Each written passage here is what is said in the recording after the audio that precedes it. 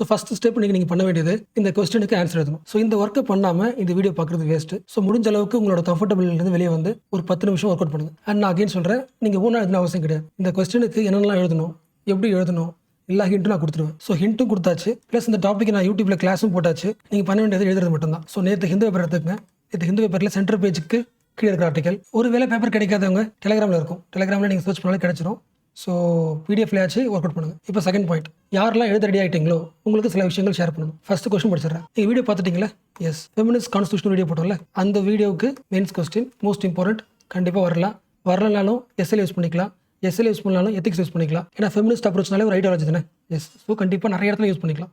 Question படிங்க. Discuss how feminist perspectives shaped the framing of Indian constitution. Question இது வரைக்கும் போதும். கண்டிப்பாக இது சொல்லணும் அவசியம் கிடையாது. நீங்கள் ஃபர்ஸ்ட் டைம் நீங்கள் எழுதுகிற ஆளாக இருந்தால் கொஸ்டின் வந்து உங்களுக்கு டஃபாக இருக்குன்னு சொல்லிட்டு நான் எக்ஸ்ட்ரா லென்த்தாக ஆக்கியிருக்கேன் question. Discuss how feminist perspectives shaped the framing of Indian constitution, highlighting their contribution and challenges faced in the ensuring gender justice. So இந்த கொஸ்டின் வந்து எழுத ஸ்டார்ட் பண்ண போகிறவங்களுக்கு சில பாயிண்ட்ஸ் நான் சொல்லிடுறேன். ஃபர்ஸ்ட் உங்களுக்கு ஒரு கொஸ்டின், யூபிஎஸ்சி மெயின்ஸில் ஒரு ஆள் மார்க் மெயின்ஸ் ஒரு சப்ஜெக்ட் மார்க் வந்து 120 எடுக்கிறாரு, சில பேர் வந்து 150 எடுக்கிறாங்க. அதுக்கு என்ன ரீசன்? இல்லை பெருசாக வேணா சிம்பிளாக ஆக்கலாம். ஒரு கொஸ்டினுக்கு மார்க் எவ்வளோ?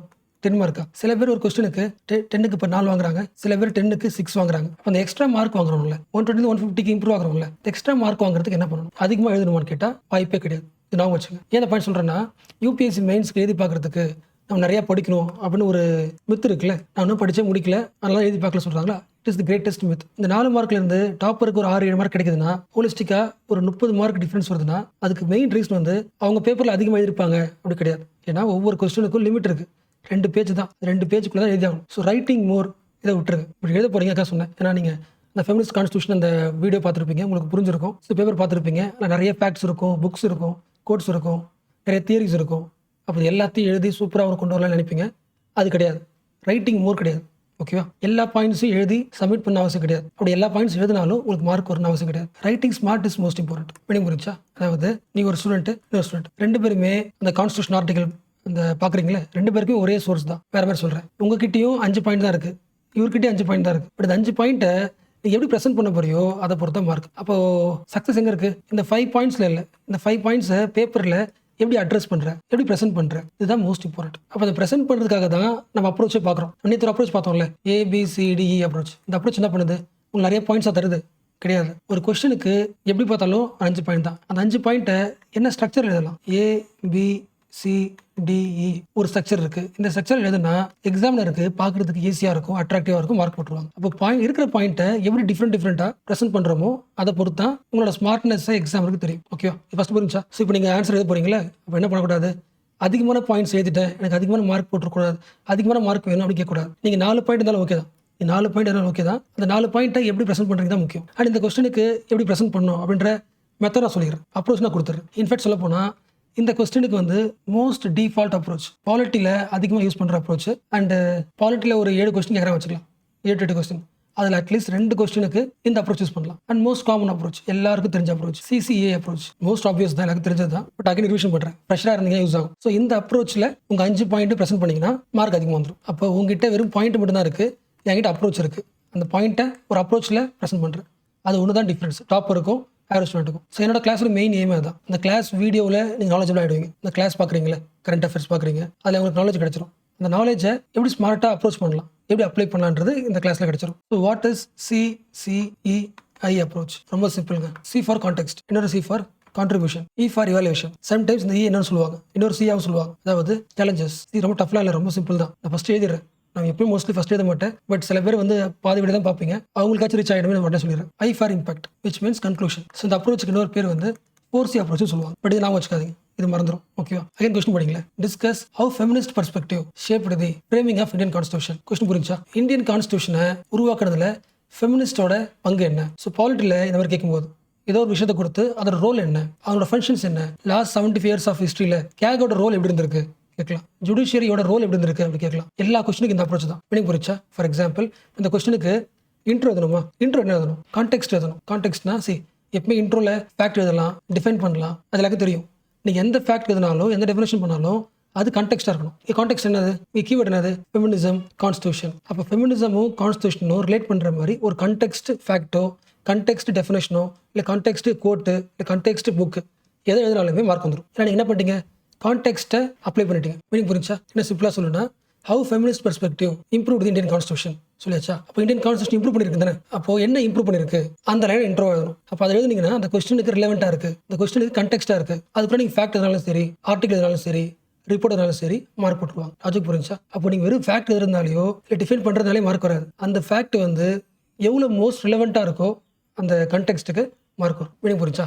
வேறு கொஸ்டின் தரேன். How DPSP improves India's governance. So ஒரு ஏவை கொடுத்துட்டு இங்கே ஏன்னா டிபிஎஸ்பி ஹவு ஏ ஹெல்ப்ஸ், இல்லை ஏ என்ன கான்ட்ரிபியூட் பண்ணுது, ஏ என்ன ரோல் பண்ணுது, ஏவோட ஃபங்க்ஷன் அப்படி கேட்குற எல்லா கொஸ்டினுக்கும் இது பேசிக்காக நிறைய அப்ரோச் இருக்குது. இது பேசிக் அப்ரோச். அது கண்டிப்பாக இந்த அப்ரோச் தெரியாமல் எடுத்து போகக்கூடாது. அப்படி கொடுத்துட்டாங்கன்னா ஃபர்ஸ்ட் என்ன எழுதணும்? சி எழுதணுமா? சி ஃபார் என்னது? கான்டெக்ஸ்டா. இப்போ நான் என்ன பண்ணக்கூடாது? ஃபேக்ட் சொல்லிட்டு டிபிஎஸ்பி பார்ட் 4 இருக்குது, இந்த ஆர்டிகல் இந்த ஆர்டிகல் இருக்குது அப்படி எழுதிங்கன்னா நீங்கள் ஃபேக்ட் எழுதிட்டீங்க.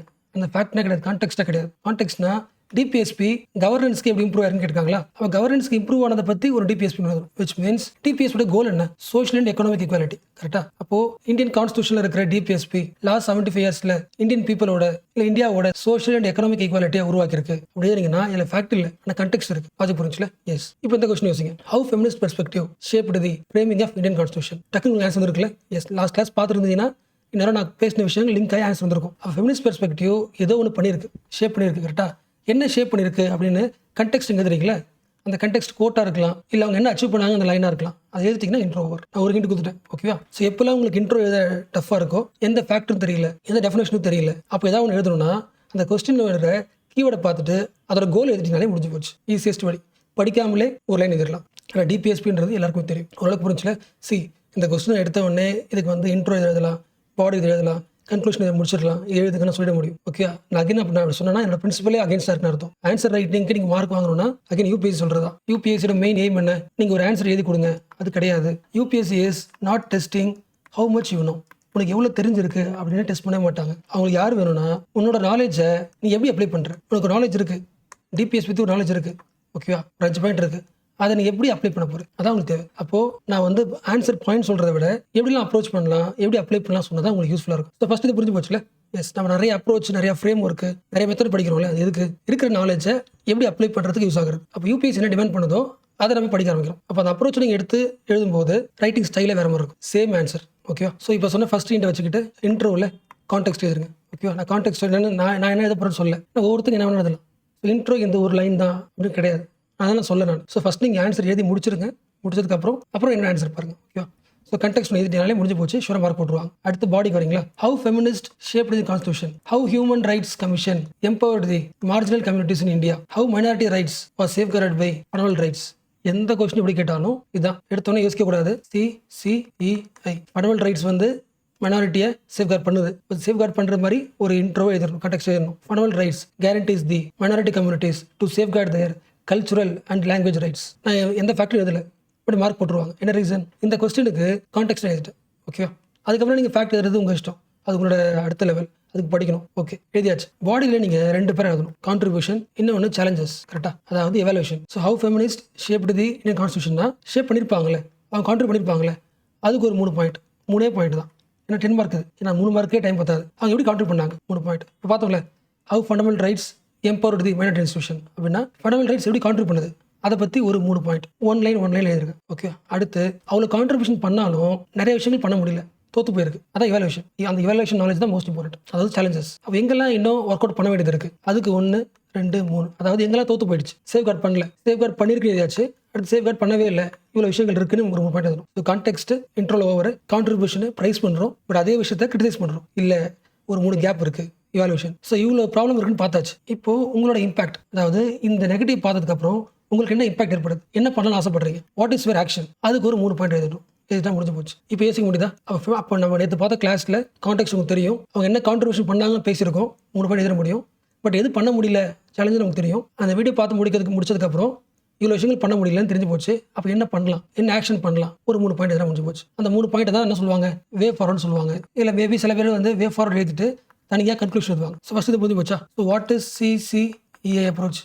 இன்ட்ரோவில் கான்டெக்ஸ்ட் எழுது, அந்த டாப்பிக்கோட பாசிட்டிவ் எழுது, அந்த டாப்பிக்கோட நெகட்டிவ் எழுது, நெகட்டிவ் பார்த்துட்டு என்னெல்லாம் சரி பண்ணலாம், ஒரு 3 பாயிண்ட் எழுது. Impact over. ஸோ இப்போ ஓரளவுக்கு உங்களுக்கு எய்ம் புரிஞ்சு போச்சா? நாளைக்கு பேப்பர் பார்க்கும்போது ஒரு ஆர்டிகல் பார்க்குறீங்க, அந்த ஆர்டிக்கலில் வந்து ஏதோ ஒரு அமைப்பு, ஏதோ ஒரு இன்ஸ்டியூஷன், ஏதோ ஒரு கவர்மெண்ட்டு, ஏதோ ஒரு விஷயம் வந்து அதோட கான்ட்ரிபியூஷன் அப்படின்னு ஒரு ஆர்டிகல் வந்திருக்குனாலே நீங்கள் என்ன பண்ணிடணும், நோட் எடுத்து சிசிஏ அப்ரோச் ரெடியாக இருக்கணும். இப்போ கான்ட்ரிபியூஷன் போட்டு 1 2 3 4 5 பாயிண்ட். அடுத்து கண்டிப்பாக அந்த ஆர்டிக்கலில் என்ன இருக்கும், சேலஞ்சஸ் இருக்கும், அதுக்கு ஒரு 3 பாயிண்ட். அடுத்து அந்த சேலஞ்சஸ்ல இருந்து நடக்க போகிற இம்பாக்ட் என்ன பண்ணலாம் 3 பாயிண்ட். இதுதான் வரப்போகுதுன்னு சொல்லிட்டு இதுக்கான ஆன்சரை தேடினதுக்குள்ள தேடி எழுதி வச்சுக்கணும். அண்ட் இந்த கான்ட்ரிபியூஷன் பார்க்கும்போது ஒரு 5 6 கான்ட்ரிபியூஷன் இருக்கும். பட் எக்ஸாமில் 5 பாயிண்ட் எழுத முடியாது, இதான் 3 பாயிண்ட் எழுத முடியும். அது மிச்சம் 2 பாயிண்ட் நம்ம எழுத முடியல நோட்ஸில், அதாவது ஆன்சர் ரைட்டிங்கில் ஃபில் பண்ணக்கூடாது. நீங்கள் ஒரு 3 பாயிண்ட் எழுதுறீங்களா, அதை கரெக்டான இடத்துல அப்ளை பண்ணிருக்கீங்களா, அதுதான் உங்களுக்கு மார்க் தரும். அப்போ இதில் ஒரு அப்ரோச் இருக்குது உங்களுக்கு. வாட் இஸ் அப்ரோச்னா, உங்கள் வீட்டில் ஒரு ப்ராப்ளம் வருது, அந்த ப்ராப்ளமை நீங்கள் எப்படி அப்ரோச் பண்ண போறீங்க? டக்குன்னு தோன்றதை பேசிடுவீங்களா, இல்லை என்ன டாபிக், என்ன இஷ்யூ, அதனால என்னென்ன பாசிட்டிவ், என்னென்ன நெகட்டிவ், அப்போ என்ன முடிவு எடுக்கலாம் அப்படின்னு டிசைட் பண்ணுவீங்க. இதுக்கு பேர் structural thinking. So mostly exam ஹால்லையோ இல்லை திடீர்னு ஒரு கொஸ்டின் கொடுத்துட்டா நமக்கு எல்லாம் தெரிஞ்சும் எங்கே ஸ்டார்ட் பண்ணணும் தெரியாமல் இருக்கும்ல. அந்த கண்டிஷனில் சில பேர் இருந்திருக்கலாம், சீனியர்ஸ்க்கு இருந்திருக்கலாம், ஃப்ரெஷருக்கு தெரியாது, எனக்குமே இருந்திருக்கு. பேசிக்காக தான் இருக்கும். How preamble acts as the torch bearer of the constitution. இதான் கொஸ்டின். 10 மார்க் எழுதணும் சொல்லியாச்சு. எனக்கு பிரியாம்பிள் தெரியும், ஃப்ரெஷராக நான் இருக்கேன், பட் எப்படி ஆரம்பிக்கணும்னு தெரியல. இப்போ தெரிஞ்சு போச்சு. கண்டெக்ஸ்ட் என்ன அர்த்தம், ஒரு கோல் எழுதணும். பிரியாம்போட மெயின் பர்பஸ் என்ன? Preamble enshrines the goals of Indian constitution. Preamble guides the judiciary in enlightening the goals of constitution. இந்த லைன் எனக்கு ஃபர்ஸ்ட் வந்திருக்காது, மைண்ட்ல வந்திருக்காது. கண்டெக்ஸ்டா உன்னை யோசி அப்படி சொல்லும்போது எனக்கு மைண்ட் வந்துச்சு. இதுக்கு முன்னாடி வரைக்கும் இந்த ஐடியா எனக்கு இல்லை. அடுத்து கான்ட்ரிபியூஷன். பிரியாம்பிள் எப்படிலாம் கான்ட்ரிபியூட் பண்ணிருக்கு, இதுக்கு ஒரு 3 பாயிண்ட் நீங்க கரண்ட் அஃபேர்ஸ் தெரிஞ்சாதான் எழுத முடியும். ஏன்னா பாலிட்டி இது. அண்ட் நெகட்டிவ்ஸ் என்ன அண்ட் புக்கில் படிச்சிருக்கணும். லாஜிக் புரிஞ்சுல. எஸ். அப்போ என்கிட்ட பாயிண்ட்ஸ் இருந்துச்சுன்னா அதை ஸ்ட்ரக்சர் பண்ணுறது, எப்படி எழுதுறதுன்றது எனக்கு பிரேக் ஆகிடும். ஸோ நான் இப்போ சொன்னது ஒரு டிஃபால்ட் பேசிக் அப்ரோச். நிறைய அப்ரோச் நீங்கள் உருவாக்கிக்கலாம், பட் இது ஸ்ட்ராங் ஆகிடுது. ஸோ இதுக்கப்புறம் பாலிட்டியில் 7ல் ஒரு கொஸ்டின் உங்களால் எங்கே ஆரம்பிக்கணும், where to start and how to organise your knowledge தெரிஞ்சு போச்சு. ஓகேவா? ஸோ ஹிண்ட் கொடுத்தாச்சு. இப்போ நீங்கள் அந்த ஃபெமினிஸ்ட் கான்ஸ்டியூஷன் வீடியோ இருக்குல்ல, அந்த வீடியோ பார்த்துருப்பீங்க. இப்போ அந்த ஆர்டிக்கலுக்கு நான் கொஸ்டின் கொடுத்தல, அந்த கொஸ்டினுக்கு ஆன்சர் எழுதுங்க. ஆன்சர் எழுதிட்டு இப்போ நான் ஆன்சர் பாருங்க. ஓகேவா? ஸ்டார்ட் பண்ண போகிறேன், நீங்கள் பாஸ் பண்ணிட்டு. அண்ட் இன்னொரு முக்கியமான பாயிண்ட் சொல்லிடுறேன். நீங்கள் ஒருத்தவங்களோட ஆன்சர் ஷீட் பார்க்கும்போது அவங்களோட லாங்குவேஜையோ அவங்க எந்த பாயிண்ட்ஸை கோட் பண்ணியிருக்காங்களோ அதெல்லாம் பார்க்காதீங்க. ஓகேவா? ஏன்னா லாங்குவேஜ் எந்த பாயிண்ட் ஆட் பண்ணியிருக்காங்க அது எல்லாமே டிஃபர் ஆகும், ஓவராலும் டிஃபர் ஆகும். அதை உங்களால் அச்சீவ் பண்ணவே முடியாது. அதுக்கு ஏஜ் முக்கியம், அவங்களோட ப்ராட்டப் முக்கியம், நிறைய விஷயங்கள் இருக்கு. அதுக்கும் கிரிட்டிக்கல் திங்கிங்க்கும் சம்மந்தம் கிடையாது. What is critical thinking? இருக்கிற மொக்க பாயிண்ட்டை எந்த இடத்துல அப்ளை பண்ணணும், ஒரு 5 பாயிண்ட்டை நீங்கள் எப்படி ஸ்ட்ரக்சர் பண்ணுறீங்களோ அதை பாருங்க. டாப்பர் சயின்ஸ் எடுத்து பார்த்தீங்கன்னா, ஓகே இந்த கொஸ்டினுக்கு ஆன்சர் எப்படி இருக்காங்க, எப்படி ஆரம்பிச்சிருக்காங்க, என்ன ஸ்ட்ரக்சர்னா டிகோட் பண்ணுங்க. டேரக்டாக அந்த ஆன்சரில் இந்த அப்ரோச் கொடுத்துருக்க மாட்டாங்க. அந்த அப்ரோச் நான் டிகோட் பண்ணணும். நிறைய டாப்பர் சயின்ஸ் பார்க்க தான் வரும், பட் இப்போ பார்க்க தேவையில்லை, டைம் வேஸ்ட் ஆகும். இப்போ தான் நீங்கள் ஆரம்பிச்சிருக்கீங்க. இந்த வீடியோ பார்க்குறீங்கனாலே உங்களுக்கு ஆன்சர் ரைட்டிங் ப்ராப்ளம் இருக்குன்னு அர்த்தம். அதனால் இப்போ வேண்டாம், நான் சில அப்ரோச்லாம் சொல்லி முடிச்சிடுறேன். அதுக்கப்புறம் உங்களுக்கு பார்க்கும்போதே அந்த தேர்ட் வந்துடும், ஸ்டார்ட் பண்ணலாம். ஸோ ஃபஸ்ட் இன்ட்ரோ இதெல்லாம். இன்ட்ரோ என்ன முக்கியம்? கான்டெக்ஸ்ட் முக்கியம். What is context? இந்த டாப்பிக்கோட கீவேர்டோட கோல் என்ன, அந்த கோல் எழுதணும். அந்த கோல் எழுதும்போது ஃபேக்ட் எழுதலாம். இப்போ நான் ப்ரிப்பேர் பண்ண ஆன்சர் தானே. ப்ரிப்பேர் பண்ணும்போது என்கிட்ட என்ன இருக்குது, ஃபேக்டும் இருக்குது, எல்லாமே இருக்குது. அப்புறம் ஃபேக்ட் ஆட் பண்ணி எழுதுறேன். Indian constitution reflects feminist ideals. ஐடியல்ஸ்னா ஐடியாஸ் வச்சுக்கலாம். இந்தியன் கான்ஸ்டியூஷன் ஃபெமினிஸ்ட் ஐடியாஸை ரிஃப்ளெக்ட் பண்ணுது. யார் சொன்னாங்க? Advocated by. நேராக நேம் எழுதக்கூடாது, ஏன்னா அவங்க பெரிய ஆள் தானே. Advocated by visionaries. லைக் நேற்று ஒரு 3 பேர் எழுதணும்ல, அந்த 3 பேர் எழுத போகிறேன். Hansa Mehta, Amrit Kaur. So first line புரிஞ்சுல, Indian constitution reflects the feminist ideals advocated by visionaries like Hansa Mehta, Amit Kaur, Dakshayani Velayudhan. இன்னொரு பாயிண்ட் எழுத ஆசைப்படுறேன். ஏன்னா ஐடியாஸ் சொல்லிட்டேன், பட் எல்லா ஐடியாஸ் நான் சொல்லல, அட்லீஸ்ட் 2 ஐடியா சொல்லணும். The champion gender justice. Meaning புரிச்சா?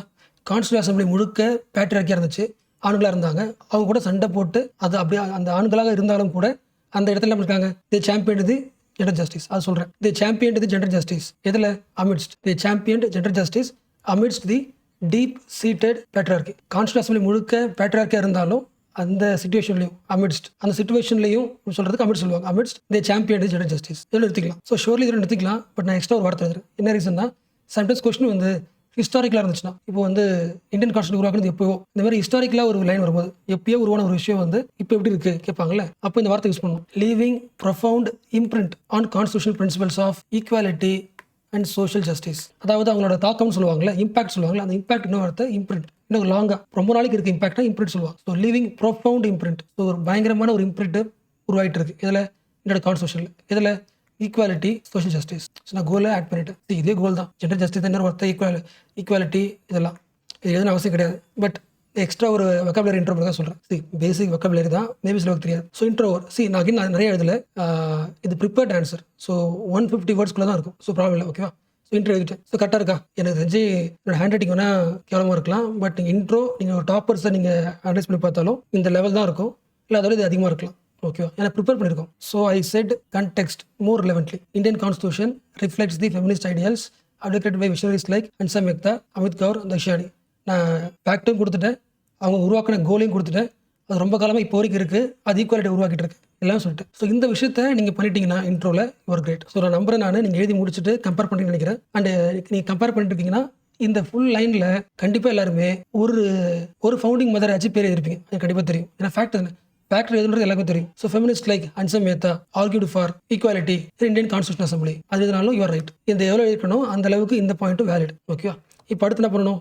சொல்லியாச்சு, பயங்கரமான இம்ப்ளிமெண்ட் சொல்லியாச்சு. அப்போ என்ன இம்ப்ளிமெண்ட் ஏற்படுத்துறாங்க? அந்த பாசிட்டிவ் சொல்லுங்க, அவங்களுக்கு கான்ட்ரிபியூஷன் சொல்லுங்க. Equality and justice hyphen article 14 and 15 இப்படினாலே பாயிண்ட் முடிஞ்சு போச்சு. உங்களோட முடிஞ்ச அளவுக்கு உங்களோட கிராமர் எல்லாமே இன்ட்ரோலி கன்க்ளூஷன் தான் பார்ப்பாங்க. நம்ம பாடியில் நிறைய ஒரு 2 லைன் அளவுக்கு பாயிண்ட்ஸ் எழுத முடியாது. ஒருவேளை உங்களுக்கு ராவா இருக்கு அப்படின்னா என்ன எழுதிக்கலாம்.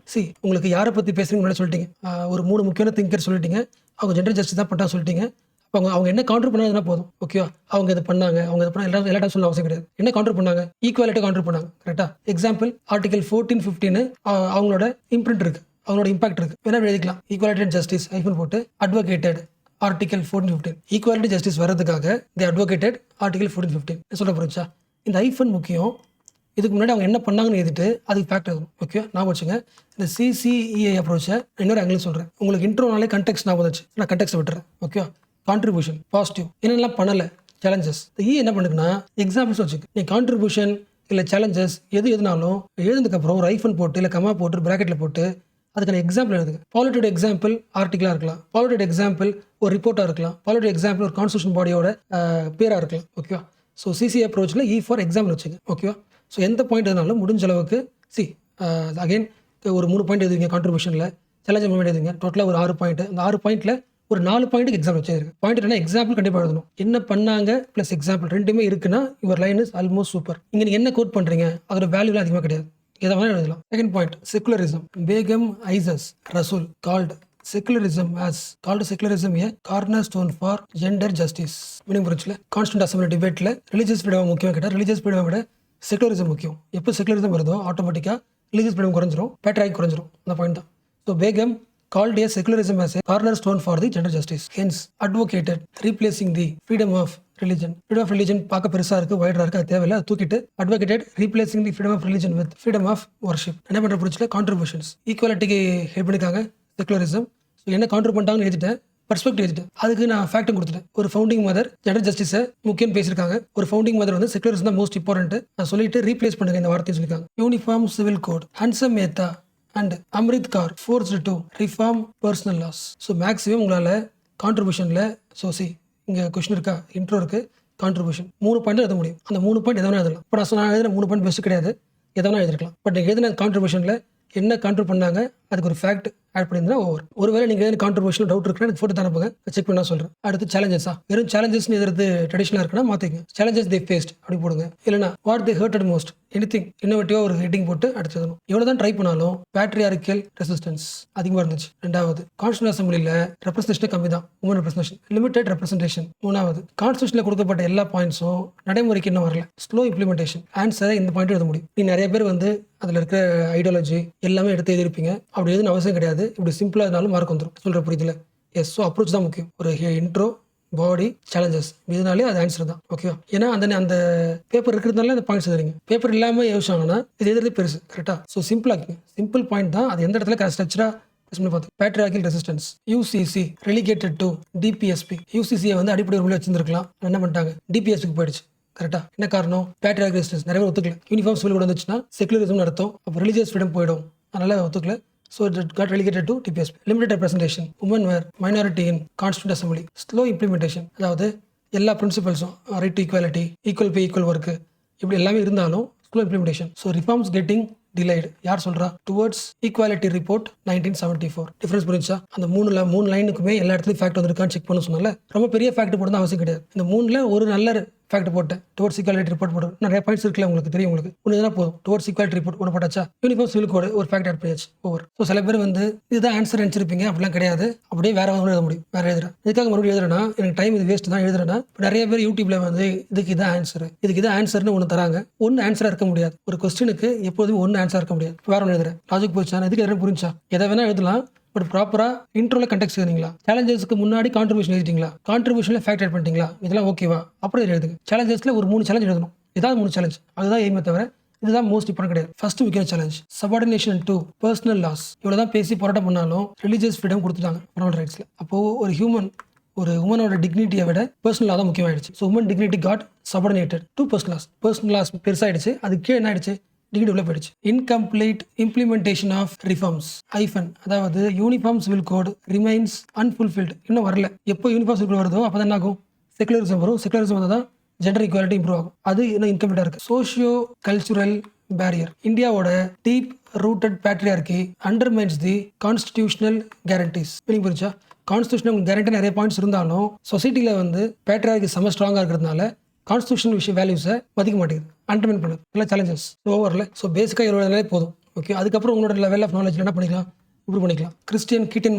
இந்த ஆர்டிகல் பார்த்துருப்பீங்களே, கிறிஸ்டியன் கீட்டிங் என்ன சொல்கிறாங்க, டுவாலிட்டி அப்ரோச் சொல்கிறாங்களே, அதை எழுதிக்கலாம். எக்ஸ்ட்ரா தியரி அதை ஆட் பண்ணுறது உங்கள் இஷ்டம். ஓகே, அந்த ஒரு லாஸ்ட் கிளாஸ்ல பார்த்தோம்ல போஸ்ட் காலோனியல் செக்ஷுவல் கான்ட்ராக்ட் பார்த்தோம்ல, அது கண்டிப்பாக இது அவசியம் கிடையாது. எழுதுனா வேற லெவல் யூனிக் தான் இருக்கும். பட் என்னோட மெயின் கன்சர்ன் என்னன்னா, ஃபேக்ட்டை வந்து ஃபோக்கஸ் பண்ணுறது இப்போ விஷயம் கிடையாது. First you try to create structure. அப்புறம் ஃபேக்ட் என்ன பண்ணிக்கலாம், எக்ஸாம் போகிறதுக்கு முன்னாடி வேல்யூ எடிஷன் ஒரு நோட் கொடுப்பாங்க. வேல்யூ எடிஷன் ஃபுல்லாக ஃபேக்ட்ஸ் தான் இருக்கும். அதை பார்த்து என்ன பண்ணுவீங்க, எல்லா இடத்தையும் எழுதுவீங்க. ஓகே, ஸ்டூடெண்ட்ஸால் ஈஸியாக படித்த ஃபேக்ட்ஸை ஒரு பேஜில் டம்ப் பண்ணுற முடியும். டம்பிங் ஆஃப் ஃபேக்ட்ஸ் சொல்லுவாங்க. அப்படியே எல்லா ஃபேக்ட்ஸும் ஒரு 10 பாயிண்ட் எழுதிடுவாங்க. 10 பாயிண்ட் ஃபேக்ட் எழுதுறது விஷயம் கிடையாது. ஃபேக்ட்ஸ் எப்போ எடுத்துக்கலாம், ஃபேக்ட்ஸ் மறந்து போயிடும், திருப்பி விஷயம்னா வந்துடும். பட் அந்த ஃபேக்ட்ஸ் எங்கே எழுதணும், அதனால தான் என்ன பண்ணல, மோஸ்ட்லி நிறைய ஃபேக்ட்ஸ் நம்ம கிளாஸ்ல பார்த்து கூட இதை ஆட் பண்ணல. ஓகே, ஸோ ஒரு 3 பாயிண்ட் உங்களுக்கு தோன்ற எழுதணும். அடுத்து இவ்வளோ சேலஞ்சஸ் இருக்கா, அப்போ என்ன பண்ணலாம், உங்களோட இம்பாக்ட் என்ன, சேலஞ்ச் பார்த்து what is your action taken. வேற என்ன போட்டுக்கலாம், ஆக்ஷன் ஃபார் ஜெண்டர் ஈக்குவாலிட்டி போடலாம். இல்லைனா வந்து டுவர்ட்ஸ் ஜெண்டர் ஜஸ்டிஸ் அப்படி ஹிட்டிங் போட்டு இதெல்லாம் பண்ணலாம். இதெல்லாம் review the uniform civil code discussion. Promote representation. எங்க எப்படி கான்ஸ்டியூஷன் அசம்பிளியில் அவங்க ரெப்ரசன்டேஷன் இல்லாதனால இம்பாக்ட் பண்ண முடியலையோ, சிமிலர்லி நிறைய இடத்துல ரெப்ரசன்டேஷன் இல்லை, பொலிட்டிக்கல்ல, லீடர்ஷிப்ல, ஸ்டேட்மென்ட்ஷிப்ல. So promote representation. மூணாவது எல்லா வருஷத்துலையும் எழுதுறது. Educate for change. எவ்வளோ தான் பண்ணாலும் சொசைட்டியில் என்ன இருக்கு, பேட்ரியார்கி ஸ்ட்ராங்காக இருக்கு, அதை சரி பண்ணுறதுக்கு எஜுகேட் பண்ணுங்க. மீடியம் புரிஞ்சா? Yes. Review the uniform civil code discussion. Discussion இருக்கணும். Align personal law with constitutional values. Personal லாவை தூக்கிட்டு கான்ஸ்டியூஷனல் வேல்யூ கொண்டு வாங்க. Promote representation through gender quotas in governance. Gender கோட்டாவை அதிகமாக்குங்க கவர்னன்ஸ்ல. Reduce social stigma. இப்போ நான் பேசின எல்லாருமே எந்த கொஸ்டினும் எழுதிக்கலாம். ஓகே, GS2ல மார்ஜினல் பீப்புள் இருக்காங்க, அதுலேயும் எழுத முடியும். Promote representation. Improve the women's empowerment through gender quotas in governance in social policies. இது மாதிரி அதெல்லாம் எஜுகேட் பண்ணுங்க. That will reduce the social ஸ்டிக்மாவா, reduce social stigma through awareness campaign. இப்போ எழுதுறது எல்லாமே 150 வேர்ட்ஸ் கம்மியாக தான் இருக்கும். ஓகே, ஸோ ஃபர்ஸ்ட் பேஜில் இன்ட்ரோ எழுதுறீங்க, ஒரு குட்டி பாடி எழுதுறீங்க, அதோட முடிஞ்சு போச்சு. அடுத்து செகண்ட் பேஜ் ஒரு 2 சேலஞ்ச் எழுதிருக்கும்ல. எஸ், ஒரு சேலஞ்ச் எழுதியாச்சு, ஆக்ஷன் எழுதியாச்சு. இன்னும் கன்க்ளூஷன் எதுக்குன்னு இடம் இருக்கு, எழுதலாம். சில பேர் வந்து இந்த வே ஃபார்வர்ட் ஆக்ஷன் எழுத மாட்டாங்க, இதே பாயிண்ட்டை கன்க்ளூஷன் எழுதிருவாங்க. பட் நான் இது ரெண்டுமே தரேன், ரெண்டுமே முடியும். அவர் ஃபவுண்டேஷனல் ஃபெமினிஸ்ட். டக்குனு தோணுச்சு எழுதுறேன், இது எழுத அவசியம் கிடையாது. ஓகேவா, அவர் ஃபெமினிஸ்ட் ஃப்ரேம்வொர்க்ஸ் எழுதலாம், இல்லை அவர் ஃபெமினிஸ்ட் திங்கர்ஸ், இல்லை வந்து அவர் உமன் ஆக்டிவிஸ்ட், எனிதிங். அவர் foundational feminist laid a strong presence of gender justice in constitution, but Kamala Devi Chattopadhyay observed social patriarchy hinders the progress குறைக்குது, hinders the progress. So charge off ஆக போது சீக்கிரம் சொல்றேன். So achieving true equality requires bridging the gap between legal and social reform. legal reform பண்ணியாச்சு, but social ரிஃபார்முக்கு ஒரு gap இருக்குது, அந்த கேப்பை ஃபில் பண்ணணும். ஓகே, ஸோ இதுதான் ஆன்சர் ரைட்டிங். ஸோ இவ்வளோ பாயிண்ட் வந்ததுக்கான காரணம் என்னது, ஹவு டு அப்ரோச். ஸோ லாஸ்ட்டாக ஒரே ஒரு பாயிண்ட், எக்ஸாமினர்ஸ் உங்கள் ஆன்சரை ரீட் பண்ண மாட்டாங்க. உங்கள் ஆன்சர்லேருந்து அவங்க தெரிஞ்சுக்க வேண்டியது கிளாரிட்டி இருக்கா, ப்ரிசிஷனாக இருக்கா, ஷார்ட்டாக இருக்காங்களா, இன்சைட்ஸாக இருக்கா, பர்ஸ்பெக்டிவ்ஸ் இருக்கா.